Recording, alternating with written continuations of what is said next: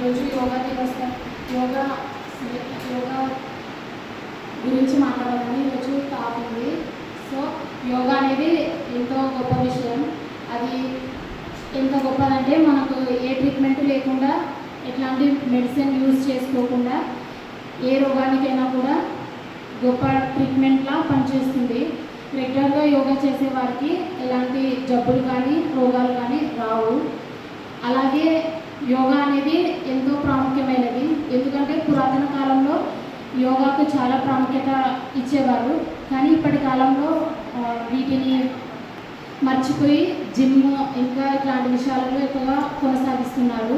కాబట్టి మన PM sir Narendra Modi గారు ఈ యోగా దినోత్సవాన్ని ఇంత గొప్పగా చేయడం అనేది ఎంతో గొప్ప విషయం. ఇలా చేయడం వల్ల మనకు కానీ మన దేశానికి కానీ చాలా గుర్తింపు వస్తుంది. జిమ్ అనేది అందరికీ యూత్లో ఉన్న వారందరికీ ప్రత్యక్షంగా ఉపయోగపడుతుంది. పరోక్షంగా మెంటల్గా మనల్ని మనం స్ట్రాంగ్గా చేసుకోవాలంటే యోగా చాలా అవసరం. యోగా మనకు ముఖ్యంగా ఎవరికైనా కూడా ఈ ఏజ్ లిమిట్ అంటూ ఉండదు, అందరికీ ఉపయోగపడుతుంది. ఇంకొక విషయం ఏంటంటే ఈ మధ్యకాలంలో అందరూ డిప్రెషన్లోకి వెళ్ళిపోవడం, ఒక దాని గురించి ఎక్కువగా ఆలోచించడం, ఇలా వెనకబడిపోవడం అలాంటివి జరుగుతున్నాయి. వీటన్నిటిని తొలగించుకోవాలంటే ముఖ్యంగా మనకు యోగా ఎంతో అవసరం.